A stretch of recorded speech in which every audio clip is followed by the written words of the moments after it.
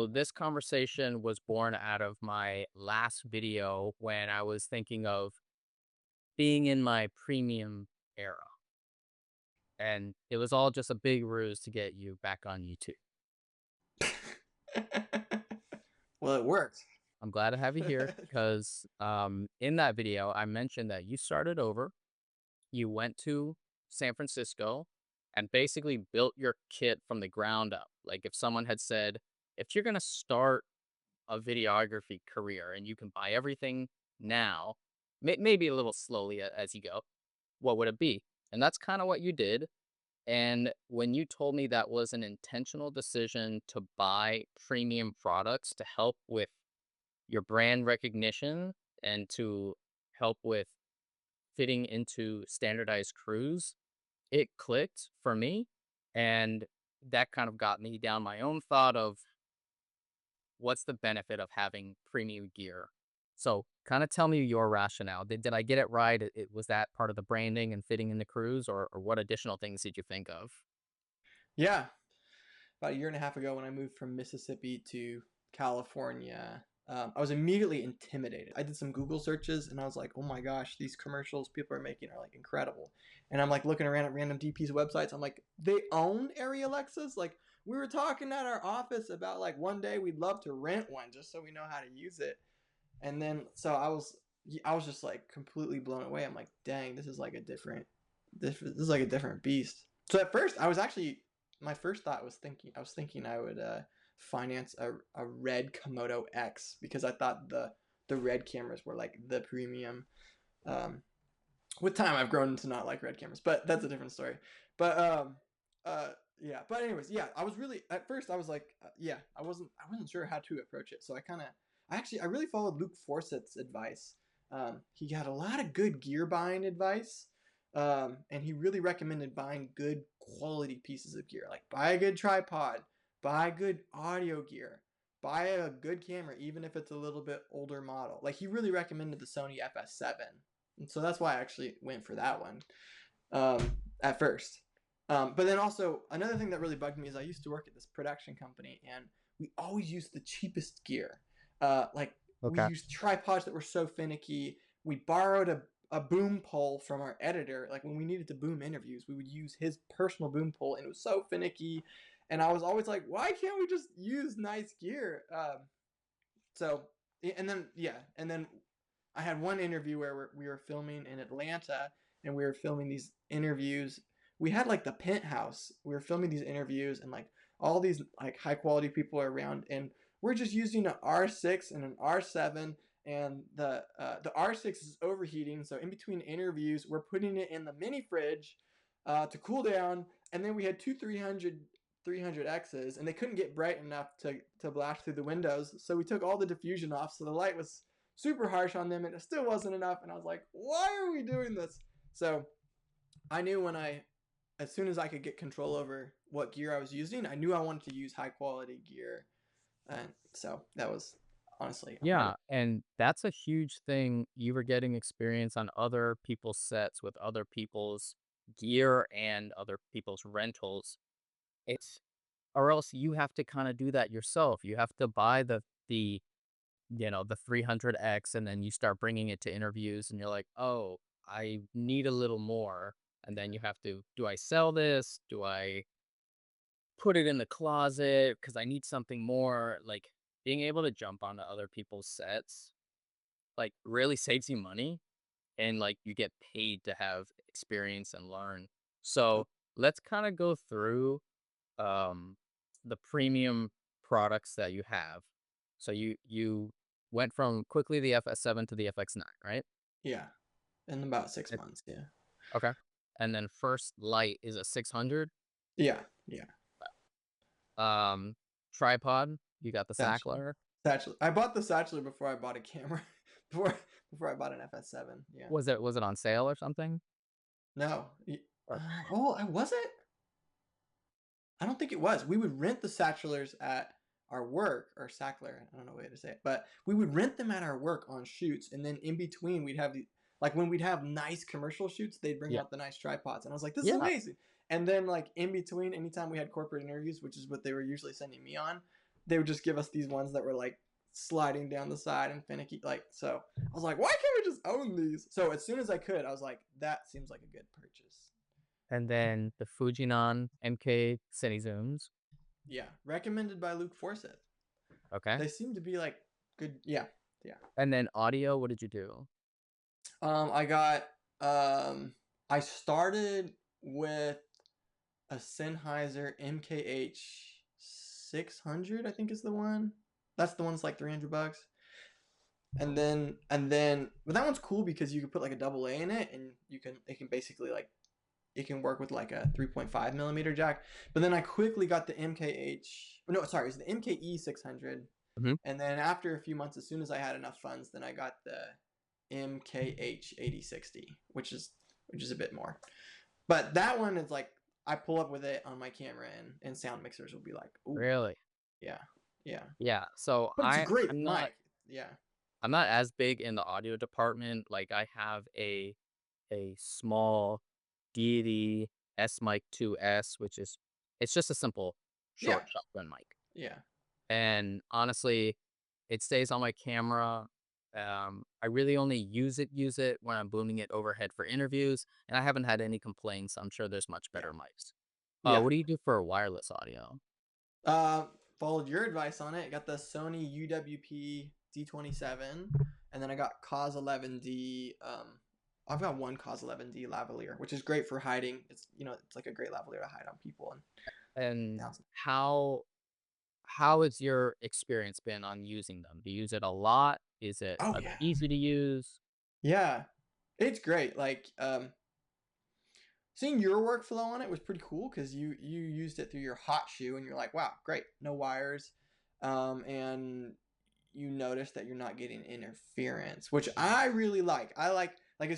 as soon as you got that and you started talking about like like this is like it scans the signals. I can use it at a conference with heavy interference and I'll be good. I'm like that is something I'm interested in. I see a lot of people around me getting like the DJI mic minis, and they're great. Like in the right scenario, they're great. But I was like, man, I don't want any noise coming in. I've shot interviews and had like a radio frequency accidentally get intercepted, and it's so annoying. You're like, who's talking? But Yeah. yeah. Anyways, so like when I saw you, like I guess that's one of those things. I was like, okay, that's a quality product. It's gonna cost me a pretty penny. I remember talking with you some about it because I was like, ooh, this is like a big purchase, but I needed to film at like a giant stadium, and there was gonna be a lot of interference. And I'm so glad I went for it. It just performed incredibly. And ever since, it's been so good. Like honestly, anytime I just pull that kit out, I get to the location, like I scan the frequencies. I feel so good. Like that's a feeling I like. I like to know like there's not going to be interference. This is a good quality product. The audio is going to sound nice. Like that's something I appreciate. So that leads into the in my premium era is the reliability of the products that you're choosing. So you're hoping that if I pay more, I get higher quality. Like Yeah. sometimes it doesn't work out like that, Yeah. oddly enough. Um, and also sometimes you pay just because it's expensive doesn't mean it's gonna work for you for the set production you're on. It might be a premium tier product, but it might not be the best fit. Um, so you know, I when I see you making these choices, it's pretty cool because I get to see them happen very quickly. And I think if I was gonna go top tier, I would have almost chose all the same things. I have had a little bit different experience with the Sony UWPs, and Ooh, yeah. it's not the fault of the product. It was I Mhm. originally purchased it for all those reasons. I was in conference halls, high RF traffic areas, and I needed something to cut through uh very consistently. And then I'd like stopped getting conference jobs. Oh, okay. And and then I was like, okay, well, I'll use them for documentary projects, and I was able to get on a few documentary projects, but they had sound guys, and the sound guys Ah, had even better equipment. So yeah. I was like, oh, all right, like right now, I'm not really using these, and they've actually been collecting dust. Oh, really? It's just I want to use them, but for the majority of the small scope stuff I'm doing. um, for my retainer client, it's a lot of social media stuff. Sometimes they want to show the mic, like holding a mic or clipping on a mic, or we're doing like fast character changes and we're just throwing Wi-Fi mics on everybody, Yeah. and there's no time, or Yeah. it goes against the effort to start stringing in lavaliers and hiding them and putting, you know, soft fluffies on them. It's not the right match. Yeah. That makes sense. So so I think a lot of people are wondering, like, they also want good lasting gear. I don't think Yeah. anybody wants short lifespan gear. But it's difficult when you're looking at it on B&H, you're saying, that's great, that's great, that's great. How did you pick, like, I need this one is the best fit for me? Because I'll tee you up. You said you have the Fujinon MK zooms, but now you're considering the higher tier Cabrio 19 to 90 Fujinon. So how are you going to make that decision? Yeah. It's a good point. Uh, I think a lot of my decisions come down to paying attention to peers. So like watching watching my friends make buying decisions and getting advice from them. Uh huh. Like I picked those lavaliers because I saw they worked good for you. I picked the Fujinon MKs because Luke Forsyth said he'd been using them for years and they're his go-tos. And then you start doing a little research. Like, I guess it's like someone cues you in and then you do a little research and you're like, oh, they're right. Like the Fujinon MKs are a fascinating lens because they made a cine zoom that is extremely lightweight, but it still has a beautiful look. And it's such a good look that they used it on the recent Avatar. They used it like alongside the Cabrios, and like Fujinon just put a whole video out about it, which is pretty crazy. So it's like it's got the right look, a great look. It's so light, and then if you start looking around like Super 35 alternatives, everything is heavier. So it's like, wow, that's a pretty innovative zoom. I wasn't around or paying attention when it came out, so I kind of missed the wave, but it's still a great lens. So anyways, yeah. So that was following his advice, and I'm so glad I own those. I really, really like them. Oh, But from that, the next logical step is like a Cabrio could be a good one to own. And I was so tempted to buy one recently because business has been doing a little bit better recently, and there's a little more cash flow. And again, I really want to offer a premium product. I don't want to show up with low quality gear. I want to show up with high quality gear. And maybe my client recognizes the gear, maybe they don't, but I want to bring good quality gear. And so the Cabrio seemed really interesting. So I rented it for 2 days on a shoot last month.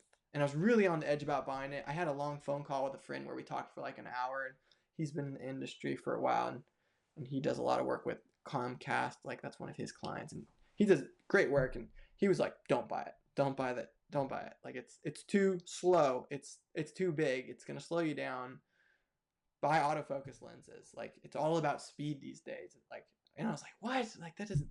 And he was encouraging me to like look into like lens tests. He's like optically, he's like it's not that much different. So anyway, so I'm like, I gotta just try these Cabrios for myself. So eventually, I tried the Cabrios for myself. Um, got to use it for 2 days, and that was really cool. But I think through that process, it kind of convinced me that it'd be a good lens to rent, and something that I am going to push for clients to rent for. Like if it's the right gear, I am going to push a client to like spend a pretty penny on bringing in some well, good lenses. But it doesn't mean I need to own it. yeah. I guess that's a recent thing I've learned.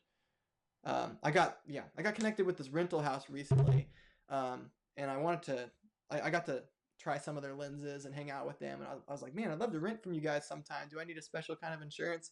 And they're like, yeah, you do. In this area, you need insurance that has a clause that if something gets stolen from your car, it'll be covered.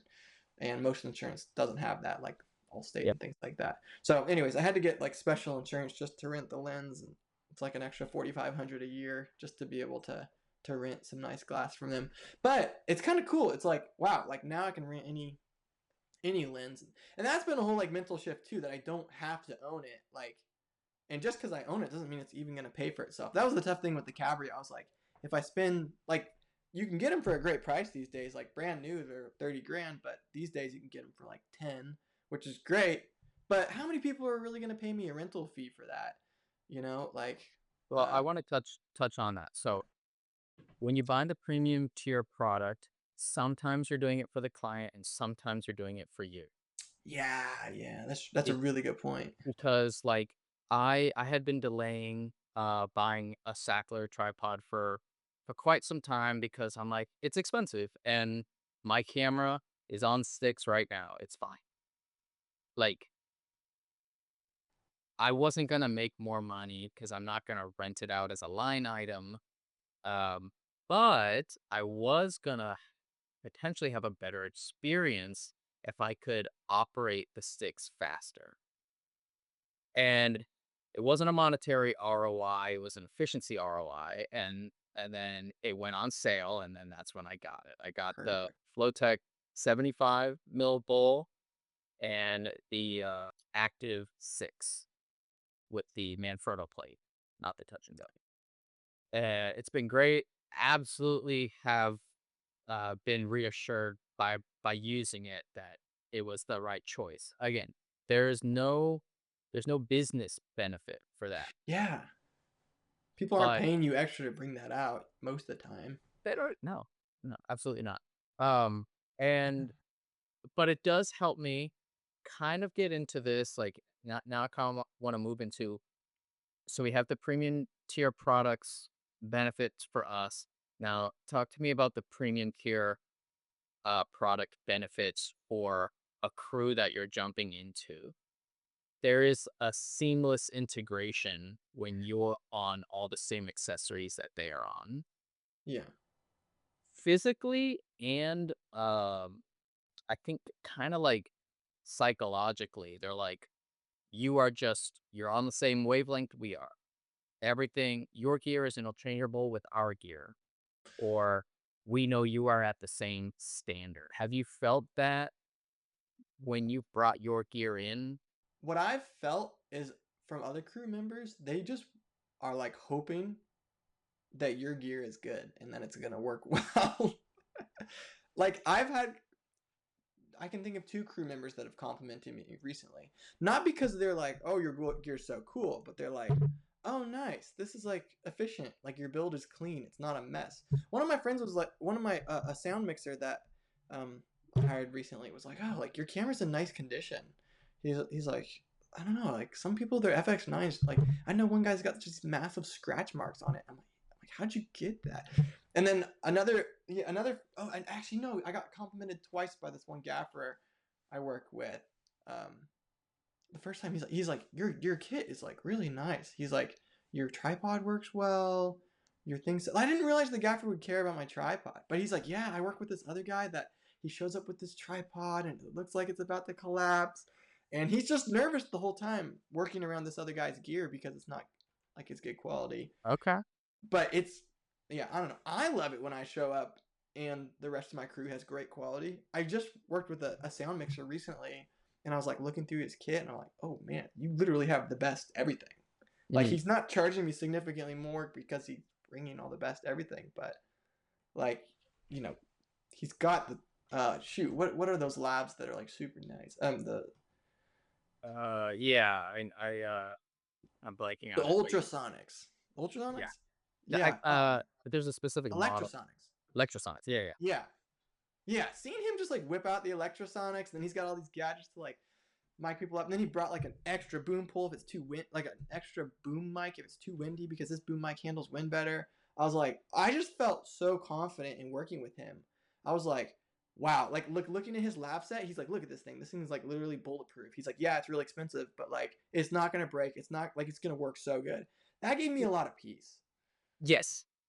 I think that translates a lot, and even though that sound guy is not hiring you, so it's not client perception, but it is kind of like a crew perception where they are, you know, seeing you, and it is networking. You're just on the same job. You're not shaking hands and handing business cards.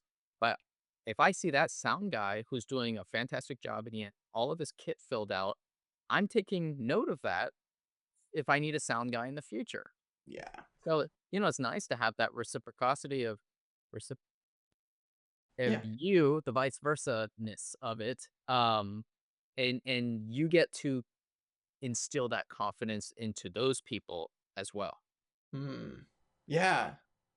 Yeah, exactly. Yeah. It's hard. Yeah, it's not like it's hard to quantify that, but it's very important, Right. It's you know? it's like I said, it's not a line item, but it is it is kind of like if you see that sound guy getting those Electrosonics, he paid a very pretty penny to include those in his kit. That was some sacrifice. That is an investment he made. Obviously, he's invested in this and he thinks it's going to work out. It's kind of the Yeah. same thing for us. It's like, oh, you take care of your gear, you have the high tier products. You are trying to make this work. You're not squeaking by with like the cameras that you mentioned before that were overheating, or maybe there's a pile of cables around there and you're just like, dude, this looks so unorganized. You do this every day. Yeah.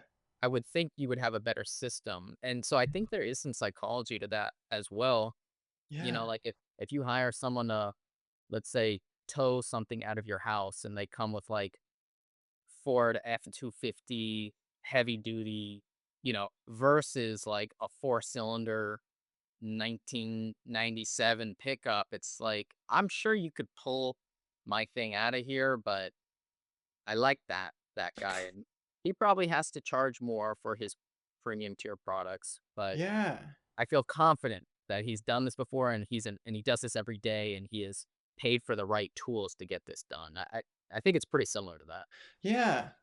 I think that's a really good way to put it. It's kind of like it's like you need to be a professional and really good at what you do, but then showing up with a good quality kit. It's like almost I don't know, it's almost like showing up like you smell good, you look like someone who just took a shower that morning, like you're organized, you're like giving off this confidence that like your kit is organized, you're bringing good gear. I feel like that gives yeah, I feel like that's important, you know? That's the thing that when people start to bring in the client perception conversation and they go, "I need to have the big camera for client perception." Yeah. It's like, yeah, that's one of like 100 puzzle pieces. Yeah. Because if you started that job with rapid responses on email, it makes them feel like, "Oh, okay, this guy's he's here for this project." Mm. And then maybe you show up early and you're waiting at the front lobby with a cart packed, ready to push in, and the client comes in. It's like, oh, you're not like schlepping gear and like handing a tripod to them and be like, can you carry this? I got a lot to bring in, and like you said, you look presentable. That's part of client perception. You're able to articulate yourself well and communicate the requests that you have or understand their requests. Like, it's all part of it. It's that isn't if you perform poorly on all of those and then have a big camera, your client perception is blown. Yeah, you're totally right. Like, yeah, you're right. It's just one piece. There's a lot of pieces. And like you think about someone like Adam. He totally operates on small cameras and clients have so much respect for him. Like Adam Kalinowski, like they have so much respect for him. Actually, I've seen a lot of from what I've noticed some of his clients prefer the smaller camera because it's less intimidating for people. But like he's so classy with how he handles the whole process. He makes sure the whole crew shows up wearing the same t-shirts and like everyone is well prepared and like confident when showing up because he's spent the time prepping everyone and he's looking to bring in good crew so like the camera's like an afterthought almost it's like of course you're going to show up with a good camera. Yeah. Yeah. And if that is just assumed, you know, that means you've done everything else right to get to that point. Yeah. They're just gonna be like, "Well, you were a professional every step of the way. I assume you're gonna be professional with your tools as well." I've worked with Adam pretty frequently over the last year and a half, maybe 2 years. And we have a couple more jobs coming up. Had a job recently where he saved my butt. Like, he operates as a production company normally, and I operate as a freelancer normally. So Yeah. our equipment scopes are usually completely different. Mine is usually much smaller. And when we showed up, he had all of the small things. Like, I brought some HDMI cables to run from the cameras to the monitors, and they were, you know, 6, 8 feet or something. And he goes, I have two 10-footers and I have two 25-footers. And I'm like, ah, that makes a difference. Can I please get the 25-footers? And then we, um, went to some other level, and he had the answer, and then he had the answer. And I was like, wow, like, you have figured out your I am the production company workflow. And whereas I rarely dabble in that. I'm much more smaller scope. So that actually brings me to you, because you are dabbling now in the production company scope. What's your reasoning for that, and how's it going? Yeah. My reasoning for that was last year, I think it was, I had 49 coffee dates, lunches with other people in the industry. And from that, I got a really good taste of where the industry's going. And it's going towards small production companies. Like, that's the short answer. So then I realized I'm being in the place I'm at, where I've got a growing family and I need to increase our revenue. Starting a production company is the best way to do that. There's enough freelancers out here, super talented, who don't have enough work, and just adding another freelancer to the pool is not gonna like give more Mm. work for everyone. So at this pool in the San Francisco area, so I knew I needed to start my own company, and it's a great place to do it because there's a ton of businesses here. So even though maybe there's not enough work for all the freelancers, it doesn't mean the work's not there. Someone needs to go drum it up. And so if I can start drumming some of it up, then I can get some more work, and some of my friends can get some more work. So that's what we've been doing this year. And honestly, I have I've been pretty shocked with who's been bringing me in and who's been hiring me. I've thought that, like, new production company, it's just me and I just hire my freelance friends. I thought that I'd be getting these like tiny little companies, but so far I've been getting some pretty large companies, yeah, quite large. To name a few, like Supercell is one that's hired me 3 times so far. They first hired me as a freelancer. The second time, I convinced them to bring a sound mixer. The third time, convinced them to bring a whole AV crew. So 3 other people, me plus 3 other people. And then they've been great, and they're planning to work with me again in the future. They're so awesome to work with. But like, I don't know, they're just a massive company. I was like, why would they want to work with a small company like me? I think it's because small production companies are really lean and mean, and you can you can pretty much get the same product because the whole industry is basically made up of freelancers right now. So if you go to the right small production company, they'll bring in the same freelancers that a big high-end and expensive production company will bring in, and they'll all get paid the same, if not more, which is kind of funny. But yeah. So how did you connect with these companies? How did they hire you? So Supercell is through a friendship. I became friends with this gaffer, this local gaffer, through doing a free shoot for like it was like they needed an extra crew member. They didn't have budget, and they're like, "Hey, you want to help us with this like stunt shoot?" And I was like, "Sure, it sounds fun." Oh, like free, Free, yeah, not like passion project. It's like we have a role that needs to be filled without pay. yeah. I Well, thought it was a passion project until I figured out later that people were getting paid. you're like, well, for passion, right? They're like, Yeah. well, I, you are. it's apparently I was one of the only ones who knew it was a passion project. Yeah. But through that, I gripped for 2 days, and it was just fun because I hadn't been on like a crew that big. I think it was like 20, 30 people. So it was a bigger crew. So I hadn't gotten to grip with a gaffer on a shoot that big before. But I ended up becoming friends with the gaffer, and he felt he felt bad for me by the end of the second day because they were really long days. That he paid me out of his own pocket. Oh, wow. Which I thought was like a very integrous thing to do. But anyways, we became friends, and then after through that I became friends with one of his favorite DPs to work with, and then we hosted a filmmakers event together, all three of us. So there's two DPs and a gaffer, and then from that we were just friends. And then one day that DP he got a producer reached out to him and was like, "Hey, can you like film this corporate event? It's a small thing." And it's like $2,000 to go in, film a speech, and then like edit the video. And you're just gonna like you're gonna film the speech and just put the PowerPoints on screen when he talks about it. So not the biggest budget in the world, but it's something. But from that, someone in the meeting worked locally, and he saw me filming, he saw my gear and everything, and then he saw the final result. And from that, he was like, "Hey, can you help us with this other event in a month?" And then he ended up hiring me again a few months from them. And now I kind of feel like I'm his go-to guy. He's asked me for like photographer recommendations before, and he's really nice. Like I really, anyways. But that's how I got that one. It was through a friendship and through hosting, like networking with people and hosting a filmmaker meetup. I think really helped the three of us become close friends. And then I ended up hiring that gaffer a few weeks ago, actually, for the first time. So, okay, so we did the premium tier product benefit for us. Premium tier product benefit for the crew or the client or whatever. Oh yeah, yeah. But there's more. I think there's a very, very heavy weighted additional side, which is premium level service. Ooh yeah, yeah. You know, like in my premium era it's not gonna be my excuse to buy all the gear I want, all the expensive gear.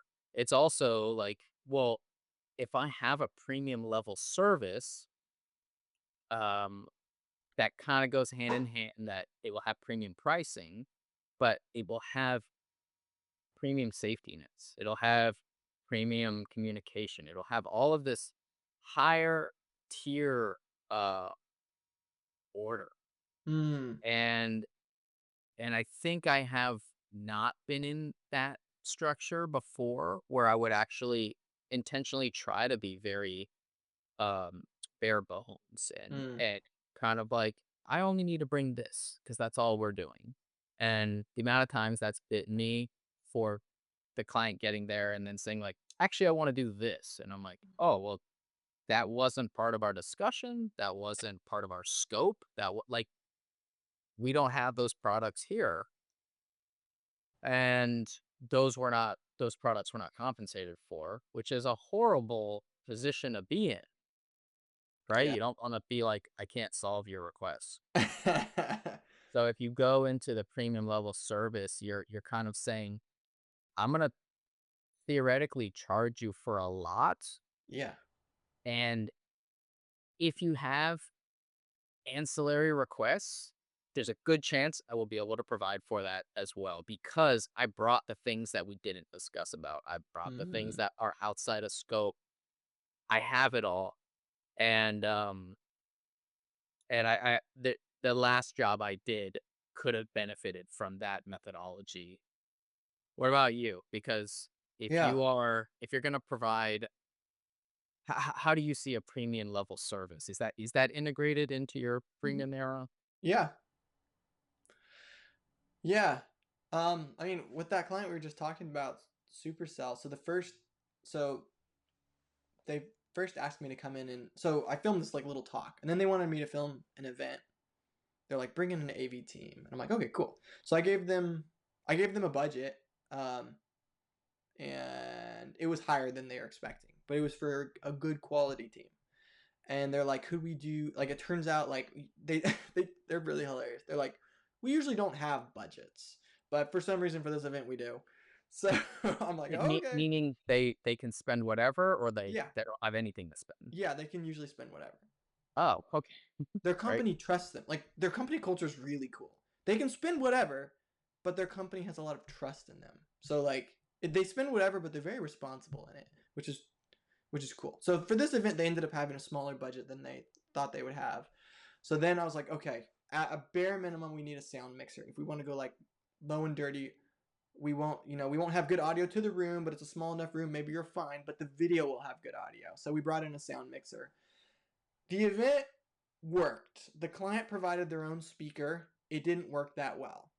Um, Things were able to go smooth enough, and my sound mixer was able to jump in and help them with their speaker system, which was awesome.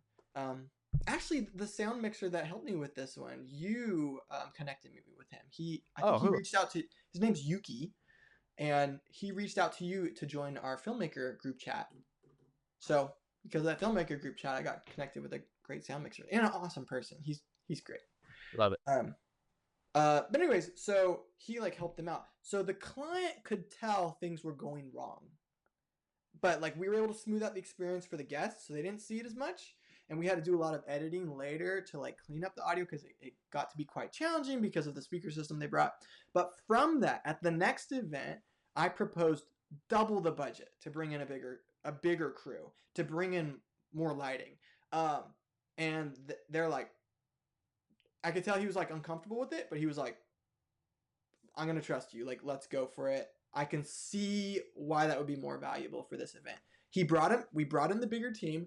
The weirdest thing was with double the budget and like double the team, it was way easier for me. Like the day was so much easier. I didn't have to set up the lights. I didn't have to run cords. I just walked and set up my camera, and the AV team's just setting everything up. I was like, wow. So halfway through the event, it's like the speaker system sounds way better because they brought in speakers. Like the audio to my camera sounds so good.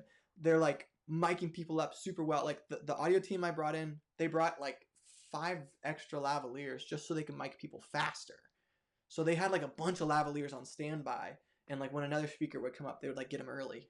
And we had like a speaker panel that they had to mic for. So anyways, So but what normally in this situation, there's a house AV team and they're taking care of it.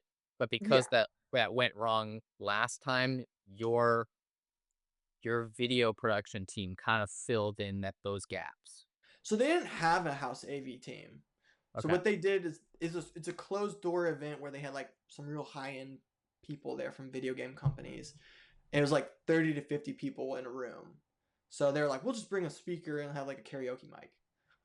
So that's what they did for the first one. But for the second one, it was at their headquarters, and they don't have an AV team there. So they wanted me to bring in an AV team, or they want someone to help with sound. But anyways, halfway through the event, my client comes up to me and goes, "This is amazing. We're never going back."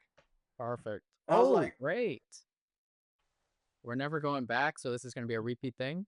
"Yeah." Like he's told me he's like, "We've got more stuff coming for you in the future." So yeah, so that was like I was uncomfortable giving him that budget because it was like I'm a newer production company. I'm not used to these numbers. They seem very high, but it's like that's what the AV team costs. Like they're a really good AV team. They're the best one I know around here, and I know they're gonna bring a great product. But it's like I was really uncomfortable putting those numbers out. Like it's like I didn't want to say it, but yeah. But now he sees the value, and I've had that happen more recently. Like so Yeah. that's kind And of surprised me. There are people who really appreciate quality and want to pay a high dollar for quality. Like it gives because of the piece it gives them, and they are quality, and they want that represented. Like yeah, there are some clients who will equate that this price is worth the security of bringing in professionals. And then there are other people who will say, I'll risk it, you know, I'll save yeah, money. So, I mean, the both of those clients exist. Um, when I think a common thing is people want to charge more. It's scary, like you said. yeah. Um, what makes it easier is if you are hiring crew members and they tell you my Yeah. rate is this, and then the sound guy says, well, my rate is this, and then the blah blah blah blah blah blah, and then you add those up and you go, okay, we're at least charging this. Like Yeah. I can't charge less than this. Yeah.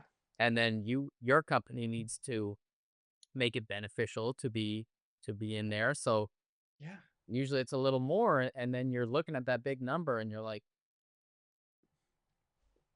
it feels good because if it gets accepted, all parties involved that you are contracting is gonna be happy.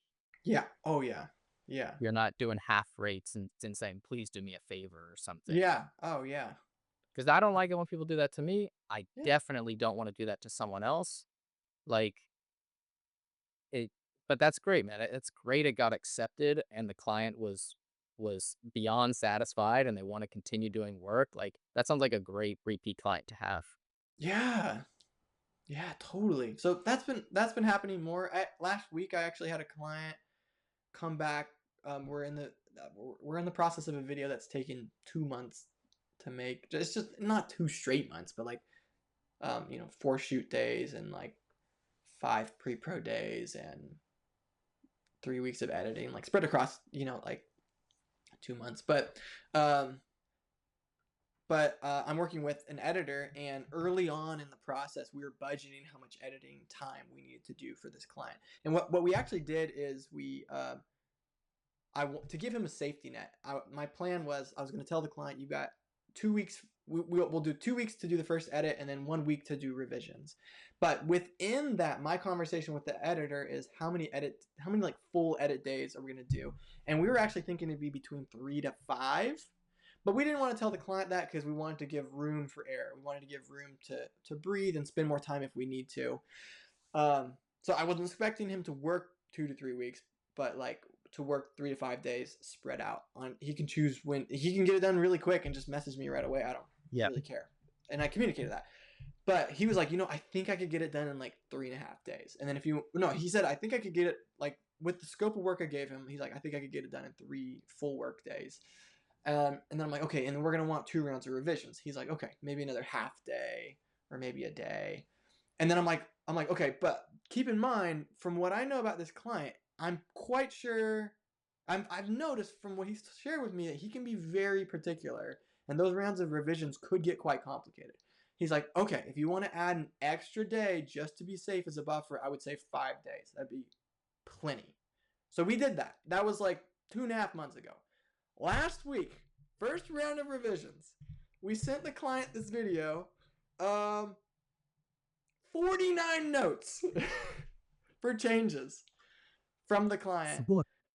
49. So I go to my editor and like at first I'm like, whoa, that is a lot. And we had clarified in like the rounds of revisions that one round of revision is defined as 7 changes. And they're minor changes. They're not a video rework. They're minor changes, like a B-roll change, a text change. So the client really stretched that, and his last revision bullet pointed his 7 changes. So he was basically trying to imply that his 7 changes just had some little details within them. So it's quite a stretch. But we could see by his comments that the video had not gone the direction he wanted, but if we followed his comments, it would take a turn in a direction he'd really like. So at first I'm like, I don't know. So this is something I've been learning I've been learning to not talk. He did 7 bullet points and then like 6 sub points of each of the 7 So it's kind of like somewhere on there. it's like have you seen on like so we were using have you used Dropbox Replay at all, or Dropbox for like revisions, or shoot, what does Adam usually use? IO, frame IO. IO. Like you can leave comments on the video. So he left 49 throughout the video. 2 or 3 of them were like, nice shot. But the rest of them were like changes. But then the last comment, like right at the end of the video, he's like, okay, to summarize my 7 changes. And he basically summarized all of his comments. But it was like, that doesn't make it 7 changes, But I'm like, so I'm like, how do I handle this? I'm like, okay. I've been learning to not make decisions before I talk to the crew member who's going to do the work. That's been something I've been learning recently. So I'm like, okay, we'll review these and get back to you. So I jump on a call with my editor. I'm like, this is a stretch. I'm like, what do you think? And he was like, well, it's a lot of changes. Definitely more than we expected. He's like, I think we should make them because it's going to make the video the way he wants. Mm-hmm. And we do have room and budget for it. Okay. So I was like, did that cancel out some of the later revision Well, revisions? we told him the second round of revisions is going to have to be very, very small. Yeah. Like Yeah. we communicate that. But he said like he's like, yeah, I think we'll still be within budget. Like we can do this round of revisions and still be within budget. Which I was like, oh, I totally forgot that I because it was like almost 2 months ago. Like I totally forgot we built that buffer in. But if that's one Wow. of those things, it's like the client didn't know he was paying for extra editing time because I wanted to accommodate. I didn't want him to get this round of revisions and be like, all right, great, it's gonna be another few $1,000s to make it because that's not a nice experience for him, you know. Yeah. So we'll kind of wrap up on this. But You checking in with the editor, that type of like, I'm gonna work with you because we are on the same level and we're in this together, is so different than just assigning him those 49 revisions and then mm, him feeling like, whoa, whoa, whoa, whoa, this is not what we had discussed. Do you think I'm just gonna, do everything that we didn't agree to? Like, I think you talking to him and saying, like, this is the situation I'm in. Like, I would love to hear your thoughts on it and I would love to arrive to a solution together makes everyone feel better. oh yeah. I've been put in those situations where the person above me got heat from the client and he just takes that heat and points it at me and I'm like, "Oh, that's like hold on. There's so many am I having to like figure this out cuz I'm below you in this chain." So, I think it's a very respectful way to do it and I'm sure he appreciated that as well. Oh, thanks, I appreciate it. All What do right. you feel The like is last your what do you feel like is yeah, go ahead. your Go ahead. premium? Yeah, what do you feel like is your premium era? Because I mean, I've talked quite a bit about my premium era, and I think a lot of it came from just hanging around people who are offering more premium products. So it's become like something I want to do. But yeah, I'm really curious. Like, what are you kind of thinking? Like, what do you've got a good kit. You got good people around you. Your work quality is going up. Your latest reel is significantly better than your last one. Yeah. Yeah, I think for me has to do with what you said. If you work with more professional people, it just rubs off on you because you see what they're doing and what that professionalism is achieving. And why wouldn't I want to implement those systems as well? Why would I want to improve and grow and everything? So um it's a balance of, like I said, just justifying spending a lot of money and being like, no, I can spend money. I'm trying to be in my premium era versus being like, um, what carries the most weight? A lot of times you don't have to spend any money. It's just you have to offer a more premium service. Case in point, we just talked about you collaborating with your editor contractor. That's way better handled than just forwarding him the 49 revisions. So, yeah, I think a lot of it doesn't have to do with me buying new stuff. Of course, that's where I'm Mm, drawn to first, and that's the most exciting. Um, but I I would like to have a little bit of restructuring on my website. I've seen what you have done. I really like what Dave Winters has done. He actually doesn't have a reel. If you go to his website, which I think is wintersmediagroup.com, you can see a lot of just frames. So let's say it's two vertical columns, and it'll have maybe like an A camera, B camera of an mm, interview, and then A camera, B camera of a documentary setting, like A camera, B camera of interview, and then field B roll. And mm, it shows that, like, I can do it in the sit down professional sense, I can do it in the chaotic field scenario, I can do it, he does a lot of, ENG live stream work for news channels, like, it was such an easy way to go through his services without pressing play and watching a minute of a reel, and I was like, I can get the same sense of your production level by just scrolling through 20 side by side frames. So I think I want to implement that. Again, that doesn't cost me any money. Okay. Um, and then I, most recent change that I've done is implementing QuickBooks as my CRM, which I just use for invoicing and tracking expenses.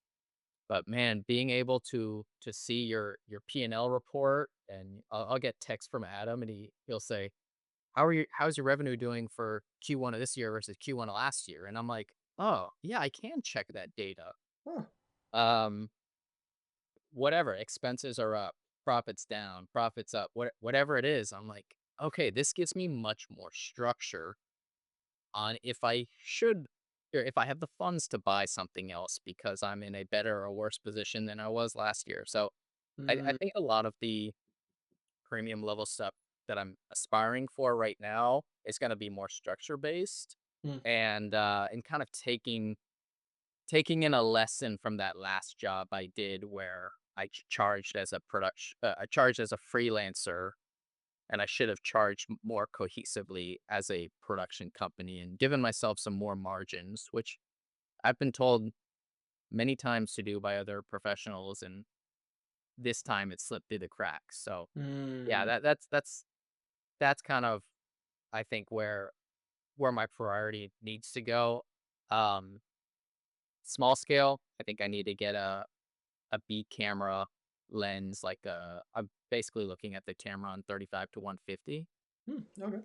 And since you just got the Sony 28 to 70 f2, I mean, what Yeah. was the reasoning for that? Yeah. Pull it out because who doesn't like a good visual? But Yeah, well, we'll wrap it up here with the gear scene. who doesn't like a little gear? But yeah. It's clean. Yeah. but um, I I was thinking about getting a Cabrio. Hmm. I really like the idea of offering like a really high quality lens. Like that's a cool thing to have that in your kit. Um, and it's just a great lens. Like everyone knows that lens. But yeah. Anyways, but I don't really have any great autofocus lenses in my kit for my A cam. Like I've got some Super 35 glass for my FX30, but nothing I really feel too confident if I needed to do an interview. Um, and I got this one client recently that's based out of Seattle, and I was just thinking, I'm like, they've talked about having me fly out to their office sometime for possibly some videos, and I'm like, man, what would be good to travel with? And I'm like, Mm. like my whole FX9 setup, if I am able to like do that in a smaller package, like an FX3 setup, and I could just take the same lens and basically get the same look on a much smaller camera, that'd be great for travel. So I was like, okay, it might be good to have lenses that I could uniformly use across both cameras. Anyways, so I was like, I should probably get the Trinity, like 16 to 35, 24 to 70, 70 to 200. But then they recently came out with the 28 to 70 f2. I thought that was really interesting, especially for corporate interviews when you're struggling with an ugly background and you just want to smudge it out. I'm like, that could be handy. Also, a lot of times in corporate scenarios, I don't know if you run into this, but sometimes like you're in this weird gray area where it's dark, but it's bright, but it's not that dark. It's like, I think you it's know. happening right now to me. I'm getting clouds pulling in and out. My forehead is oily, and then your frame is gorgeous. You have this nice soft light wrapping, just gradient into the shadow side. You have a little peeking of the window. I love the frame you have, and that's with the FX30 and Yeah, what lens? 16 to 55. Yeah, dude, it looks great. I'm Thank you. mad I'm getting some green cast from this forest through the window.